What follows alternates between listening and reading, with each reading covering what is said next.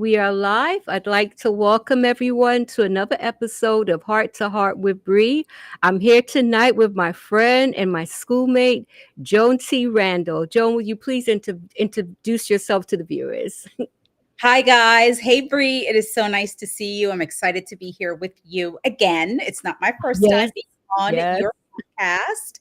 So I am excited. My name is Joan T. Randall. I am the founder of Victorious You Press, the creator of Books to Business and Beyond. And what we do is help women entrepreneurs and destiny helpers to write and publish their best selling books and then leverage those books to create multiple streams of income and leave legacies for their family and those who come after them. So that's who I am in a nutshell. I'm an elder and I'm also the women's director for I Believe God Ministries International. There's a lot of other stuff that I do, but that's the biggest parts of what I do. Well, tonight we'll be discussing Joan's award-winning book, Bags in the Attic. I want to hold it up so you can see it. If you did not purchase your copy, I would advise you to do so. It is a wonderful read, and I'm not just saying it. I mean it from the bottom of my heart. Joan can tell you when the book first came out, I read it and sent her a text and I told her how much I really appreciated the book. And I can't stop speaking about this book, just about how great it is. Irene, thank you so much for joining us. But Joan, I'm going to jump right into it. Yes. Why did you write Bags in the Attic? Um, well, you know what? I realized that I overcame this difficult period of my life. And after all of that experience, I was able to turn my life around in a way that, like, even surprised me. And I knew that the story and the overcoming of what I had experienced was worthy to be told because I know the statistics when it came on to my experience. And I wanted to give hope, inspiration, and a sense of worthiness to women who have experienced what I experienced. And the only way I felt like I could impact society, especially where that is concerned, was to tell my story, but not just the story, tell how I overcame and how I Yes. was able to stand on the pain of the story and create this incredible platform through purpose. So that's the reason for writing it. I'm glad you said that, Joan. Like I said, I had to contact you right away after reading the book because I could relate to so much of what you wrote because as I shared with you, it was 50 years ago that we left England. And my mom did pretty much what you did. She planned our escape and it's like she woke us up, hey, we're going to Jamaica in the morning. As soon as my dad went to work, that was it. And I remember being scared, but I trusted my mom. And I knew that my mom would never take us out of a situation if it wasn't a bad one. And I'm old enough to remember all of that. But Yeah. the biggest thing for me was you were so forthright, you were so honest. You didn't try to whitewash your story. And that made it even more relatable because no one's story is perfect. But I will say one thing for those who haven't read the book. I was telling Joan earlier, I know when I'm feeling a book because I'm visualizing all the characters. And Yeah. it was a bit weird because I know Joan. And it was hard to visualize you doing those tough, the tough parts of your story. It was hard to visualize that, but I did, and it made the story even more real. And I found myself at points where, like, the anticipation and feeling like I couldn't breathe. And it's like, okay, you've read the book before, but you really you did such a brilliant job. I mean, honestly, you did such a brilliant job writing this book. So now I have to ask you, was it Mhm. difficult revisiting or reliving such painful memories? The answer is yes. when I ran away from my abuser, it took me years to write this book because I ran away from him in 1995, right? That was how long ago. And the book never came out until 2020. Yes. So that just goes to show how long. When I started to grow, when my life started to transform, when I recognized the will and the strength and the capacity to be able to overcome that pain, and I knew I was going to write the story, I just didn't know when. And I thought that it would have been the first book that I write, but it wasn't. Bags in the Attic was actually the ninth book that I write. So I was trying to do other things.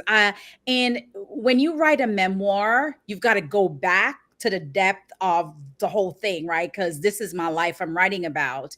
And had I written it before the time I wrote it, I don't think I would have been ready because the story would have been somewhat paused, right? But there was so much that happened during my whole transition of that life that it needed to be written when I did because of what happened when I ran away and all that stuff, right? And so I couldn't find the right time because every time I would go into my notebook because I was journaling while I was going through my abuse, right? And that's what helped me to write this book. But every time I went back to the journal and I thought that I was going to write, it was so painful, I could never get past it, right? And it took me finding myself in a depression in 2019. And the depression was caused by a myriad of things. It was, I had to sell my house because of financial constraints, my big, beautiful house. Like it was just too much. And, I had gotten sick in 2017. That put a toll on my finances. And then here we are in 2019, having to sell my home and moving to a smaller house. And there was just all this stuff going on. Then my brother's wife had cancer and then subsequently died. At the same time, I was doing a conference, and the keynote speaker pulled out of the conference and left me high and dry. And it was just everything just tumbled down on me in 2019, September.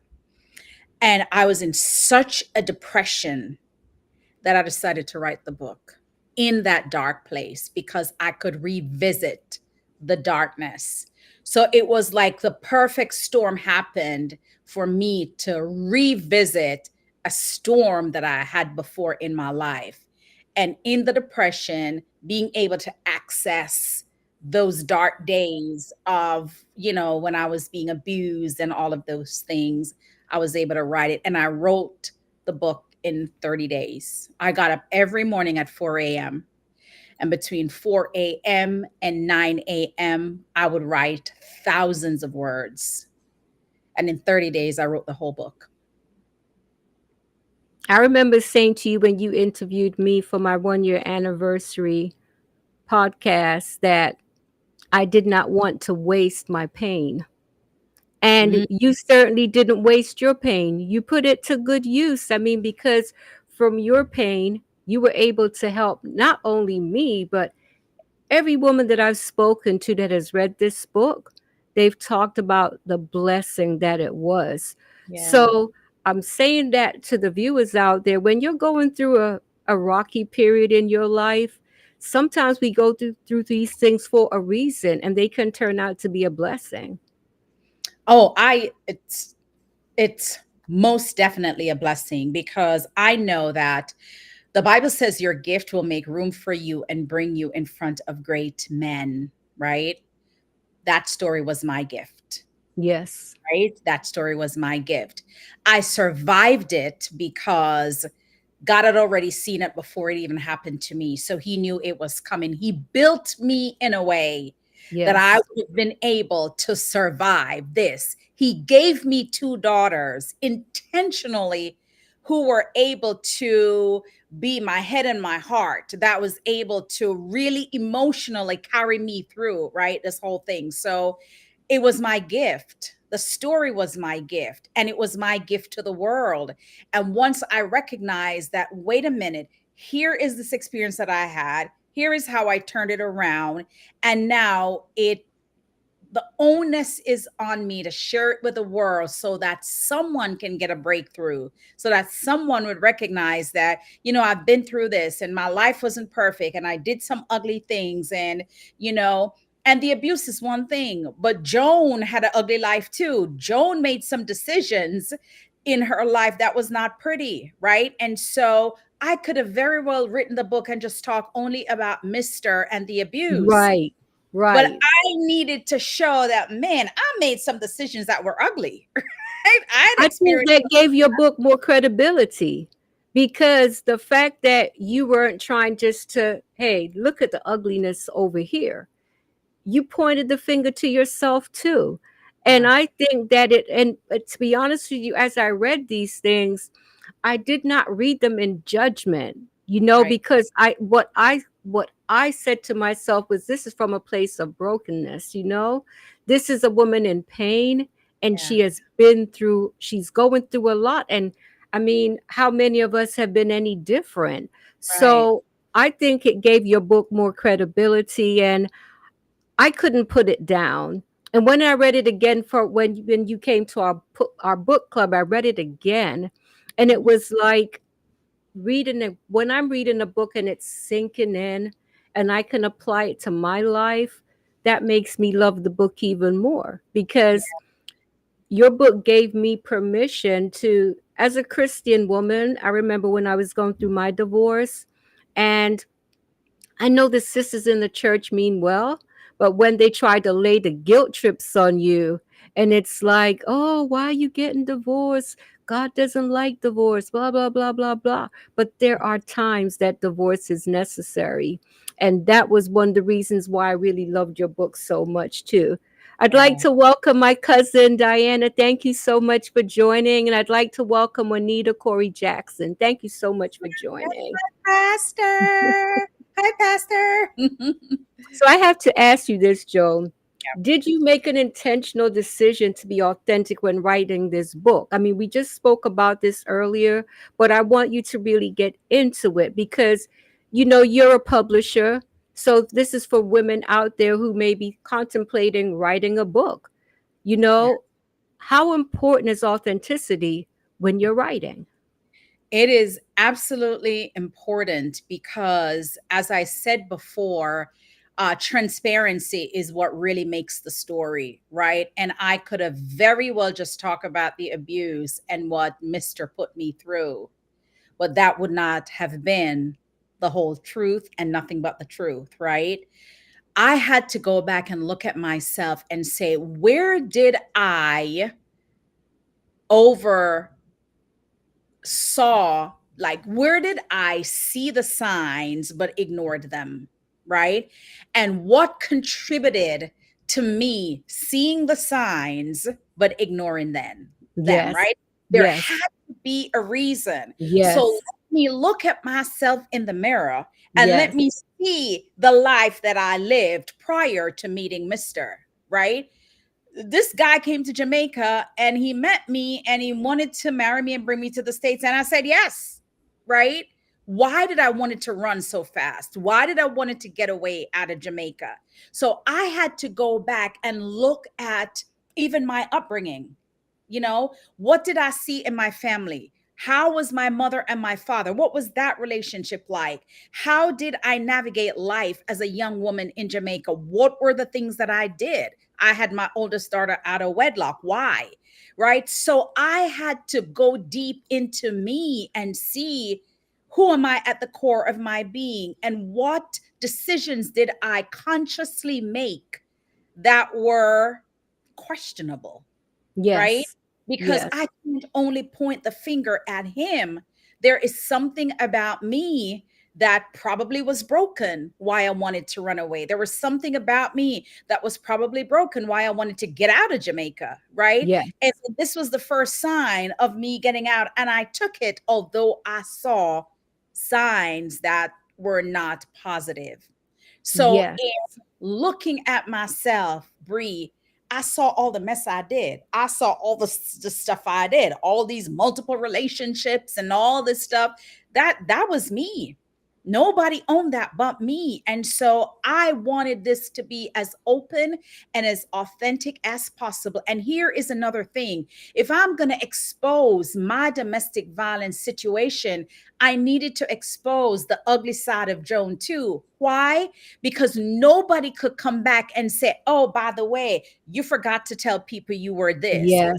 You forgot to Yes. tell people you slept with a married man. You forgot to tell people. Nobody could hold that over They my can't head. hold that over your head because Not. because you went there. I'd like to welcome my friend Dorcia, and I'd like to welcome Lexi, Mrs. Worldwide. Thank you so much for joining us. Joan, you there was a part where you wrote about a necklace that a friend had sent to Yeah. you and seen it on someone else. And I remember thinking, that had to be very Oh difficult my to God. write that, but it helped me to, oh my gosh, to appreciate your story even more. And I'm glad you mentioned like the red flags, because that was one of the things I had to reflect on as I read your story, because in many ways your story was my story, and it's a story of a lot of women out there. I had to ask myself that, why have I chosen to ignore the red flags? Why was it okay to accept things that I should have never accepted in the first place? Yeah. So And I you know have what? to, I was going to just finish up that point that I yeah, was trying to make, when I was talking about the fact that, I wanted to put my ugly out there as well, is because in 2020, when I wrote the book, I was ordained, right? yes, One thing I learned when I gave my life to Christ in a different kind of way was that he died for my shame. yes, The minute I know that yes, Christ died for my shame, there was no longer any shame for me to cover up. God yes, had already taken it, and I knew it yes, at that point that it was taken. So now me just sharing what I experienced was a part of my journey, the ugly part of my journey, because I know nobody held that over me. Because here's the thing: what the enemy tries to do, what the devil tries to do, is play in your mind. Oh, you writing the story about this man abusing you, but you're not telling on these ugly side of you. So yeah, I didn't want none of that over my head, girl. The minute I wrote it and I sent it to my publisher and that book published, I felt resurrected. good, That is how I felt. I felt good. like every shame, every pain, every tear, every ashes, every broken part of me was gone. Was gone. That's a beautiful thing to hear, because so many of us have made mistakes, and we have to realize we are not our mistakes. They're in the past. Let's move forward. And I'm hoping that there are a lot of young women who will read this book and get that out of it, because I can tell you it was absolutely amazing. There's a comment here from Juliet. Oh, let's see here. Girl. I love her. Oh, Juliet is amazing. Yeah. I don't, I'm sorry. It's like I'm still trying to learn how to use this thing here. Let's see. Oh, we'll have to go back. Oh, we'll go back and read this comment later. But Juliet, thank you so much for joining us. Oh my goodness. I have to say this, Joan. When you are stuck in that pattern of being ashamed of yourself, and you're so concerned about what other people have to say about you, then Mhm. you're not living your best life.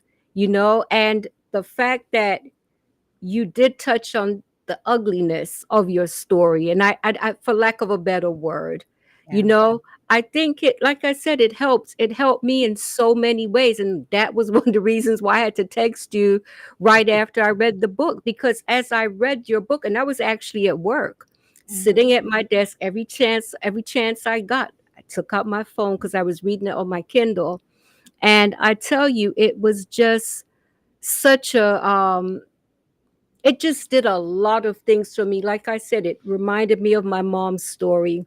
Yeah. I saw myself in your daughter. And then it's amazing when you shared with me that she was 10 years old. And I was 10 years old when my mom made her escape with her children. So I'm saying this for the women out there. If you know a friend that's going through an abusive situation, or a friend that is really lacking direction in her life, please get a copy of Joan's book, because yes, you're reading Joan's story, but her overcoming, it will guide you and it will definitely help you. I mean, Joan, do you think how many women have approached you after reading your book and telling you that this book really helped me? Oh my God, I can't even tell you. It's I mean, we have sold, it's going now on about 7,000 copies of this book. Wow. That's how many copies of this book has been sold, and it was written in 2020, and people are still buying it now. I mean, every month I get royalties from people who are still buying. I'm like, whoa, people are still buying this book. But here's another thing too. At the point when I wrote it, the reason I was able to share my side was because I was healed. Yes. I was healed. See, if I wasn't healed, I would have hesitated to write it. And that's why it took me Yes. so long to write it. I needed to be in a place where I am completely healed with absolutely no more shame about what Yes. I did and what I experienced.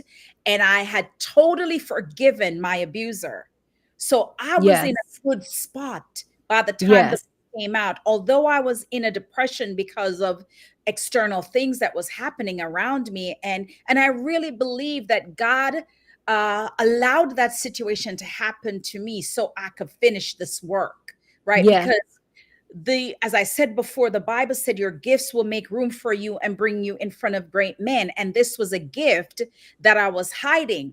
Also, you don't hide your light under a bushel, right, you Yes. got to put your light on top of a hill so people can see the light. And because of what God had done in my life, there was light in my life, and so I needed to share the story, all of it, all the ugly truth, for somebody to be delivered, because I knew that my book was not just for the average person, although the average person would read it. But I had an ideal audience, and that ideal audience was women who had gone through a domestic violence, homelessness, or any type of a sexual abuse, right? I Another segment of my audience was family members of women who had gone through all of those I was things, about to say that. Yes.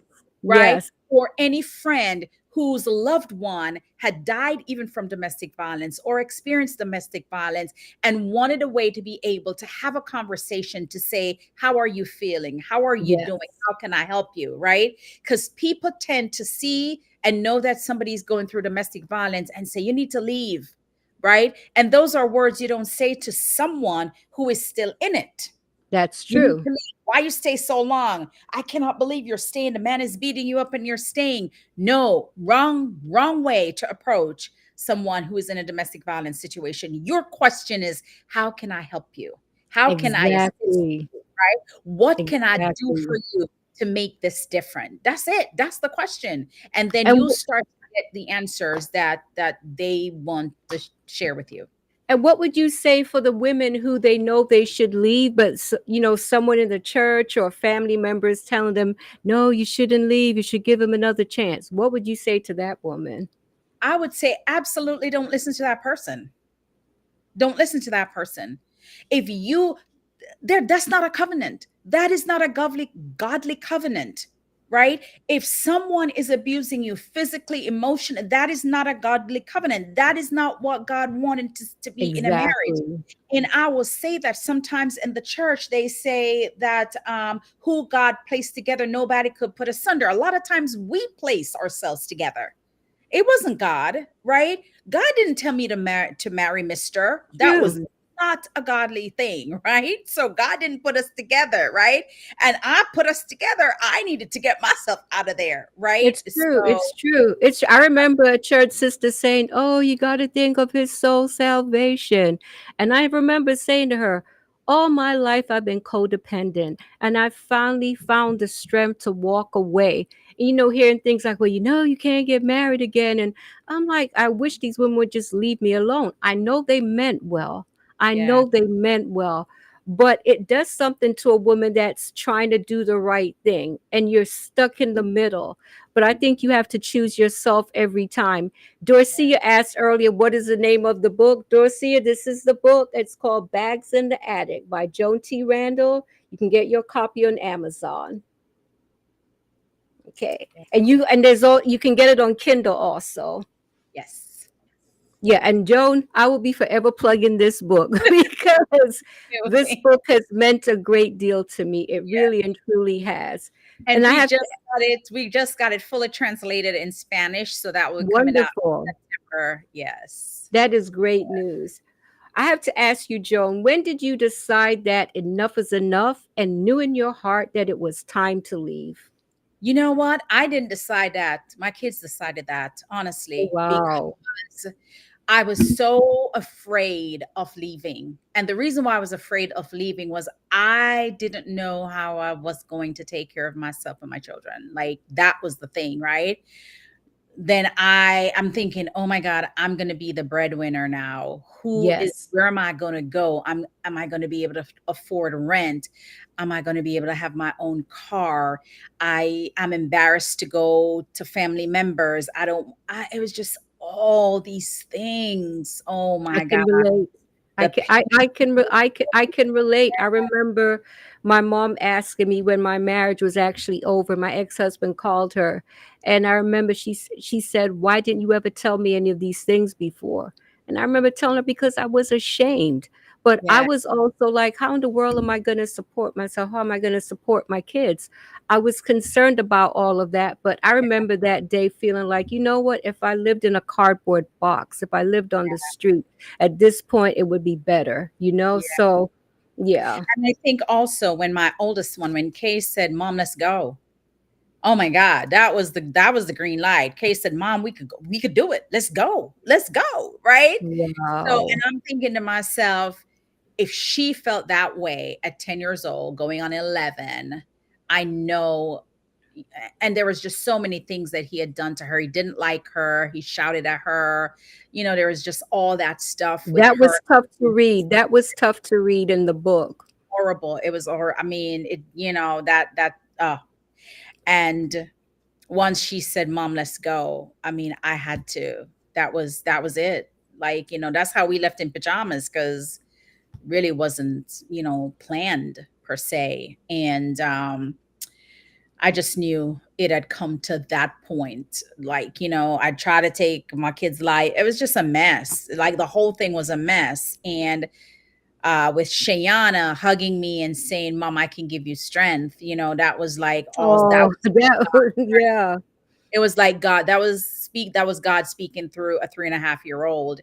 And then I remember every night we would sit on the bed and read Psalms 91. And Psalms 91, till this day, my kids can memorize it from A to Z, the whole Psalms 91, because every night we read it.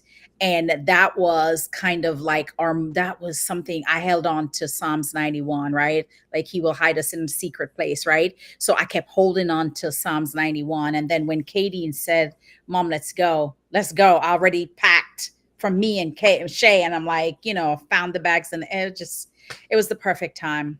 It was my children, both of them. They saved my life. Wow. They saved my life. Did did the abuse affect your self-worth? You know what? There, it did. Absolutely, it did. Because I was this vibrant, bubbly, outgoing, extrovert. But then I started just thinking. I remember writing in my book, my journal, and just saying to God, like, "How you abandoned me?" I'm like, "You brought me from Jamaica and you abandoned me." And it was so funny because there were some prayers that was me like cursing God out, and then the next day, I'm like asking him for help. So I had this up and down, back and forth battle with God, like in that situation. You know what I mean? And so that affected me. I remember people would come to my job and they would look at me and said, "You're so beautiful." And in my heart, I'm thinking they're lying. Like they're Yeah. laughing at me. They were just saying that. And then inside they're laughing at me. So I would hate when people say, "Oh, you're so beautiful. Oh my God, I love your teeth. You should do Colgate commercial." People would always say that to me. And I'm like, in my head, I'm like, oh my God, they're laughing at me. They're lying to me. So yes, it completely affected my self-worth. I had one coat, I had one sweater, and I lived in New Jersey, and it was winter and it was cold, and I had one sweater. Wow. That's what I Wow. wore. I had one pair of black jeans. I wore it until it became gray. yes, my self-worth was affected How did completely. you find the strength to endure? I know you talked about Psalm 91, but I'd like you to go a little deeper into Mm. what you had to do to survive all of this. Well, I couldn't endure, and that's why I thought to myself that I was just going to go sleep. And when I thought about the whole thing about unaliving ourselves, I never thought about it as that. I was thinking about it as going to sleep, and I was not going to leave my daughters. But when Shay helped me through that moment, and I realized that I was in a fog the whole time, I felt like my eyes were opened in that moment. And then I started thinking to myself, all right, how are we going to get out of this? Right? How are we going to get out of this? And I mean, Psalms 91 was a way. And I don't know. I was just, and I continued to write. And then my writing changed to, I was like negotiating with God. I was like, if you do this, then I'll do this. If you give me this, then this is what I'll do. So I start, some parts of my diary was this negotiating. Lord, if you open up this window, like if you get me a promotion, that's going to give me more money. So maybe I could save so we can run away. Right. So I was doing all these negotiating. Like it's crazy because I still have that journal. It's crazy the stuff I was writing in it. And but little after, here and there, I would see God opening up doors because at first I was part-time, then I went full-time, then I got a commission job. So I could see where God was kind of, and then the last thing that happened that really changed the whole game was going to work one day with blood on my shirt and security, because I yet to sign into security before you go into the building. And the guy at the security window said, "Why is blood on your shirt?" And I didn't see that blood was there. Like I left the house, and I thought I'd cleaned everything up. And I looked down and I saw it and I just lost it. I lost it. And so he came out from his little security, place and walked me into the store. My boss was there. He took me into her office. I sat down in front of her and she said, "How can I help you?" And I Wow. said, "I Yeah. don't know. I don't know." And I just poured out everything. And sitting right there, she just picked up her phone and she dialed. She said, "Where in this country do you have family?" I said, "I have a sister in Miami or Florida." And she just dialed. Phone rang. A guy picked up the phone. She said, "Hey, I have a young lady here. I need her. I need you to figure out how you transfer her to Florida, to What a Aventura blessing. Store." That was it. And I'm sitting there and I'm watching this lady make this phone call and hearing the other guy on the phone said, "Yes, whenever she comes, she has a job here." And that was when I found hope. That was it. How amazing. How amazing. It just takes that understanding person to help that changed your life. That Yeah. was a life-changing moment for you. And what she did was so profound is she never said why didn't you not say anything. She never got into those things. She She was was just just concerned there. about getting you out of that horrible situation. She was just there and she made it happen. She just asked me, "Where do you have family?" I told her. She picked up the phone. She called the regional director of human resources. She told him a little bit of the story, not the whole thing. And the guy said, "We have a job for her here, Aventura in Florida, Aventura Mall in Florida. And whenever she comes, just here's my cell phone number. She has her job." And that gave me hope. And I think because I had that hope, the night when Kay said, "Mom, let's go," I felt like I had the power to go because remember, I was like, "Oh my God, what's going to happen to us?" I knew that there was a job there for me. Wow. At all. As I read your story, and I could relate to the trauma that your kids experienced because I was your daughter's age and that was our life. And I remember listening to the cries of my mother, Mm, especially at night. And that was so traumatic because I felt helpless. I wanted to help my mother. mhm, And I was always worried that you know, maybe this is the night that he'll take her life. I was a young kid, but these were the concerns that I had. And I Yeah. look back and it helps me to understand myself later on in life. But it was so traumatic. And, you know, it was one of my aunts who she was the one that bought our plane tickets for us to go to Jamaica. So it's just something when someone knows what you're going through and they decide to reach out and help. So I have to ask you this Mm. because, you know, my mom and I, we don't really talk about this too often. I know it's very painful and there's a lot that I can tell that she has blocked out. But Mhm. do you and your girls ever discuss this? And if you do, how painful is it? Well, who it took a long time. Well, it took us a long time to really sit down as adults and talk about it because, of course, what I didn't realize was Kadeen, there was a level of animosity with my oldest one, right? But I didn't know. She kept it hidden. After we left and, things started turning around for me, I find like we would clash for everything, just clash. Like it does. If I say yes, she said no. If I said, okay, let me say no, then she said yes. It was always this dynamic between me and her. And I never really understood the depth of what she was feeling, right? Because she never really shared it with me. Years later, this was after she was married and had her first son. I remember her saying to me, I would like to talk to you. And she said, I want to talk to you, so that I can just share. I didn't know what it was she wanted to talk to me about. And when my daughter came to talk to me, she had a black book. And in that black book was years of writing, Oh, wow. Like like a mother, like daughter. years of writing. And she opened the book and just started telling me things that just Wow. crushed me. She said, I took her childhood away Oh, because the entire time she was there and the abuse was going on, in her mind, she was thinking, how can she kill him and get away with it?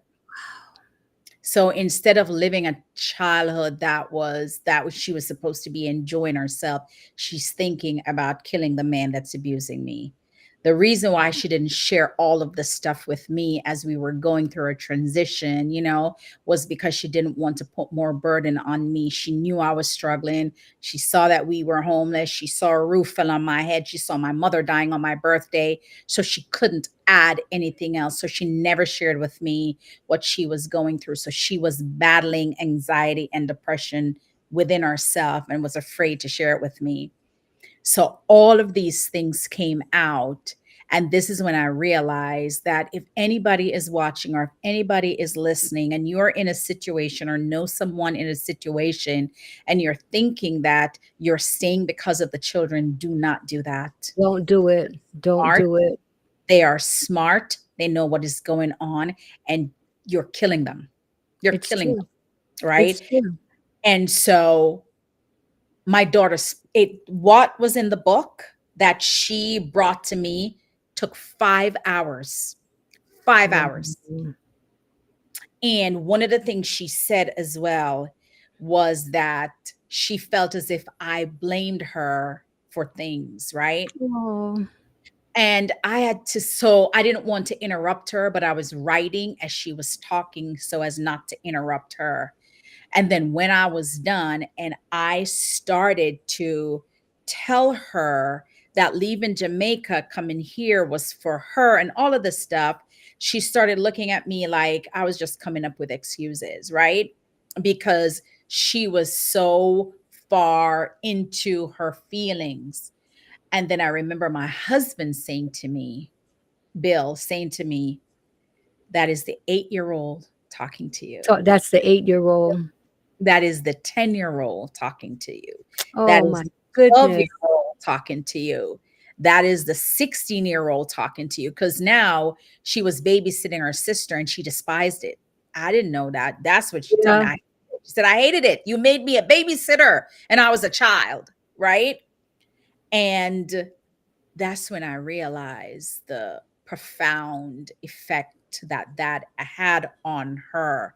But I was so happy that she was brave enough to To share share it with you. part, and me being able to say, I am so sorry, right? And spoke to the 8-year-old, spoke to the 10-year-old, spoke to the 11-year-old, spoke to the 16-year-old, and never once defending myself.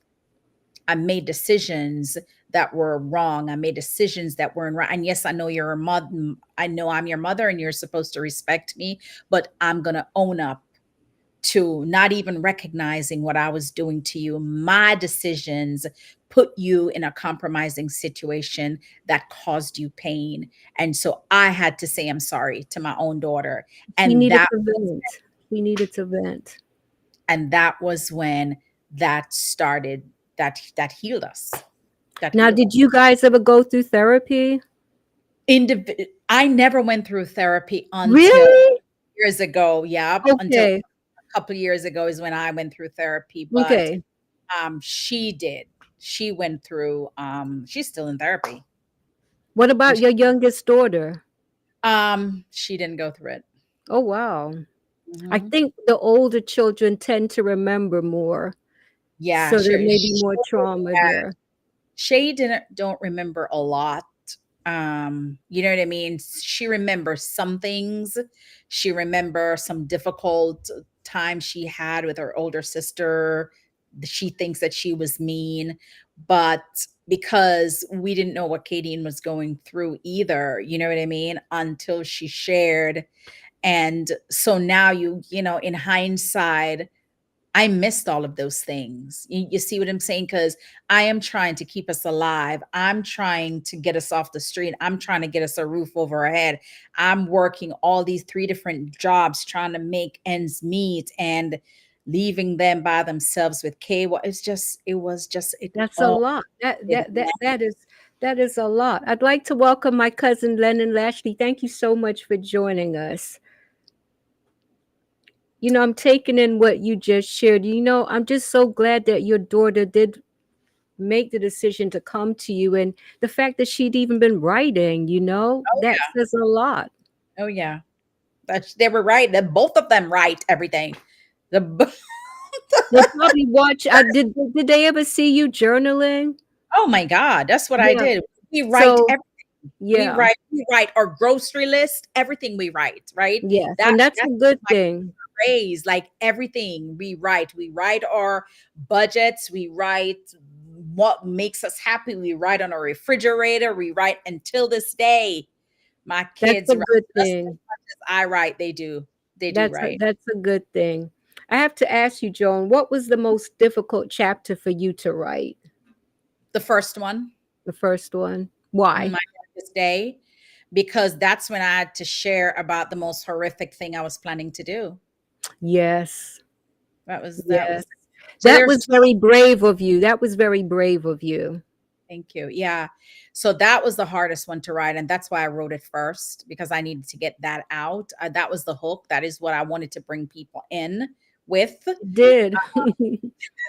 That's what I wanted It to bring did. in with. So that was a difficult chapter to write, and the second most difficult was when my mom passed on my birthday. Yeah. Yeah. That Yeah. part, like, I couldn't stop crying. Like, there's a lot of difficult parts. The way Mr. treated Kay was the broke my That heart when I was so hard to read. I mean, because I can only imagine as a mother what that did to you. yeah, But what were you I mean, you were not in a position to really, yeah, it do made a me whole lot. Yeah. I felt helpless, you know, I felt helpless, right? And so, yeah, and some of those things are some of the reasons why I just didn't want to. And I remember thinking to myself, and this is in the book, I would be walking in the mall and my eyes would be swollen from crying so much. And I was just hoping that somebody would look at me and know that something is wrong. Like I was praying that somebody could just look at me and say, oh my God, I know something is wrong. I want to help you. But nobody ever looked at me and say something was wrong. I remember we went to the train station. I was trying to run away and he caught us at the train station. and he grabbed the baby, take the baby, walking away with her. And I have my oldest one, and I'm crying. And there's cops in the Philadelphia train station, and nobody helped me. Like, no, Mm. that's when I realized that there was nobody that was going to help an abused woman with, it was just, yeah, It yeah, was that was. very hard. Mhm. What role did shame play in all of this? Shay, the youngest one. Shame, Oh, shame. shame. Yeah.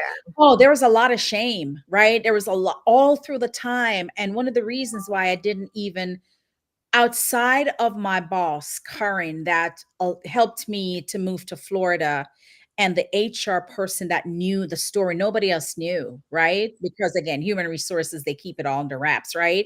Nobody knew the story. And of course, my immediate family. And so, as I poured myself into my work and started to climb the corporate ladder, I was very careful not to share the story. I never wanted to be judged, and I never wanted to impede what could have been a promotion because somebody think that I was an abused woman. Yes. So I hid it. I worked at that company for 25 years, and I hid that for probably 20 years, or Yes. maybe 18 years, because you know what I mean. And I hid it for so many years. I never wanted anybody to know. And then towards the end, I think my biggest promotion was when I became regional vice president, and I was able to sit back and I thought about this part-time associate when I was first hired, and the growth over this 20 plus year. And here I am sitting as a regional vice president with responsibilities for New Orleans and Maryland and DC and Puerto Rico. And I'm like, my God, nobody would believe the story. If I don't tell the story, nobody would believe what I experienced. And I think that was the day that I said to myself, I got to write the story. Yes. Somebody has to know that I came out of all this mess and here I am today. And so I kind of think about the Joseph story, and I was able to find parallels to that story in the Bible with Joseph. And I was just obsessed with that whole story from Genesis, Genesis what 17 all the way till or I no, remember Genesis you telling 13. me years ago. I remember years ago you telling me to read the story of Joseph, you Yeah, know? Genesis You told me 37 go back all the and read way it. to Genesis, Yes. Genesis Yes. 50. The 13 years that Joseph struggled from he was 17 until he was 30, when he was second in command to Pharaoh. And I was obsessed with Genesis 37 through 50 because of the story, because I saw so many similarities in what happened to me. And that you talked about what gave me hope. That was something that gave me hope later on in life. And I'm like, I have to tell the story. Like, people have to know of the power of, first of all, the power of forgiveness, the power of overcoming, the Yes. strength that you get from surviving, Yes. such a really difficult time. And the fact that this whole time I thought that God wasn't with me, but he was right He there with me was. He was. He was. in those. Let's talk about emotional abuse. Mhm. I know that a lot of people, they usually dwell on the physical aspect of abuse, but let's talk about emotional abuse because, I think back to where I could see where I started to lose myself. Mhm. And it was more from emotional abuse because I felt I'd lost control of my life. And I Mhm. believe my mom had gone through the same thing because when we moved to Jamaica, my mom was a different person, happier, because Yeah. she didn't have that in her life, all that toxicity anymore. So let's talk about emotional abuse versus physical abuse. So, they're just as bad. I believe Yes, they're just as bad. I think that the emotional abuse has longer lasting impact. The physical definitely. abuse, although some physical abuse will take you into the hospital, it may take your life, right? And that's just final. But they both have I feel like they're just as bad, right? But what the emotional abuse does, it makes you think that you are unworthy. It makes you think Yes. you're horrible. It makes you think that, like, he used to call me names like, oh my God, I can't even share this online, but the names that I was called, right? And that is so derogatory. And then he would say something to me like, why are you so stupid? You're stupid. Why? Why are you stupid? And he would use that word so much that I started to believe I was, right? And so this vibrant, just outgoing light of who God had created me to be just became dull. Yes, He just I could blew out relate. the light, blew out the light Mhm. to the I point can where I relate. was afraid of the daytime. And I was afraid of the daytime because I felt like people would see the the abuse. Like, I don't know what I thought of I was afraid of daylight, but at night I felt like I could hide. So the night felt like it was a way for me to just become invisible. But in the daytime, because I had to show myself, and I didn't want people to look at me. I didn't want people to see me. I just wanted to hide from the world, right? So that is emotional and that is devastating from an emotional perspective. Yeah. And it took me years to get past that, years and years, Years. years, because after I left him, I hated him. I hated him. I felt like I wanted him to die. I wanted something to hurt him. I wanted somebody to do something to him. And I held on to that hate. And that hate almost destroyed It's me. poison. I went through the same thing when I was going through my divorce. I remember that, like, all I wanted to know was that something bad would happen to my ex-husband, and I wanted to be there to witness it. And Yeah. I just got so taken in with that anger, and it took years. It Yeah. took years, but I was glad I was able to work through that because it was poison and it was taking me to a very dark and ugly place. And I didn't like myself at that point because it was dark. It was not a good thing. Yeah. It made me second guess myself. It made me Yes. I cried a lot. I cried Yes. a lot. Like there was just periods of my life where I cried every day. I cried in my car, I cried at the grocery store, I cried. I would just cry all the time. And, but then, God also turned that around and allowed me to have forgiveness. And when I was able to let it go, it took me years to get my divorce. And when I got my divorce from him, I felt like that broke something in me, broke the bad, the ugly Yes. I emotions. understand. I felt good. But when I when the book came out in 2020, I felt like all of the years of my life prior to 2020, I felt like I was buried under a rubble. And once the book hit the stands that day, I heard a whisper and said, "It is over. You are Yes. now resurrected." And I'll Amen. tell you something that happened. Every year, I would put on my Facebook page a purple ribbon in October in in honoring domestic violence victims and all of that stuff. The minute this book came out and God told me you're resurrected, I never put another purple You ribbon didn't on my. need to do it anymore. You didn't need to do it anymore. That was I have it. I have to ask you, Joan, what would you say to not just young women, even older women, you're meeting a new partner Hmm. and you know the red flags that we too often choose to ignore? Hmm. What would you say to that woman out there? You've met someone and you like him a lot, but you're starting to see things that don't feel right. What's your advice? Follow your gut. That's it. Follow your gut. Because the so women, we have this thing that we're blessed with, right? We are carriers, we're nurturer, we carry things inside of us, right? We are the creator of human life, right? Yes, And so we have this thing inside of us called a womb, and in it we carry a lot of stuff, including yes, intuition. And when you feel that, that's coming from your second heart, which I think is your womb. It is coming from deep down in your belly that says, I need to be careful. Follow yes, that.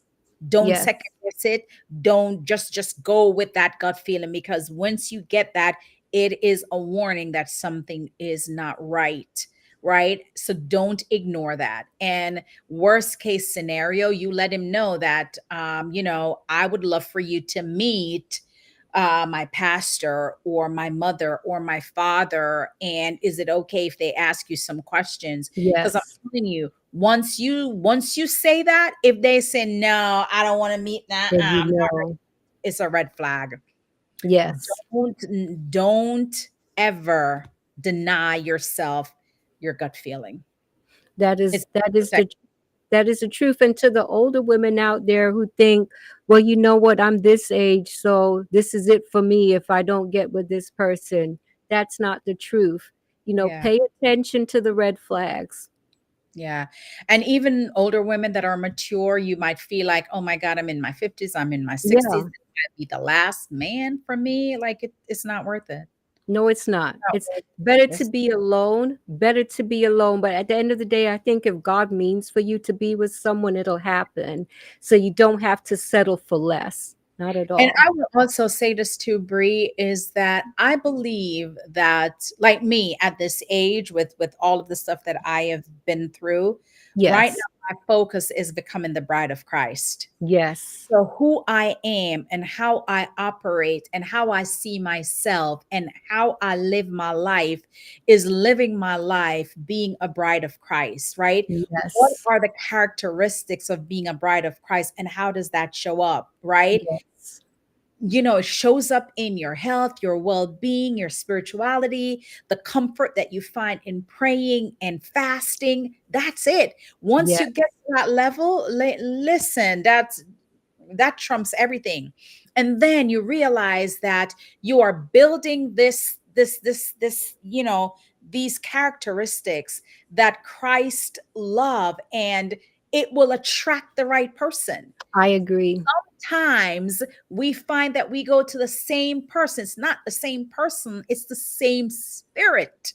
It's true. It It's is true. the True. same It's true. spirit, It's right? true. It's true. We're Because you know attracted to what, Joan? spirit. I can tell you, I look back and always say it may be maybe the nationality was different, whatever, but it was the same person every time. So what you're saying is making perfect sense. It's the same every time you go, because it's a familiar spirit, right? Yes. I was with this man who was abusive. I was with this man that have 10 women. I'm in with this man. And every time you break it off and you find somebody else, it's the same thing. Why? There is this familiar spirit around you. And so now you're Yeah. attracted. You got to figure out how to break that.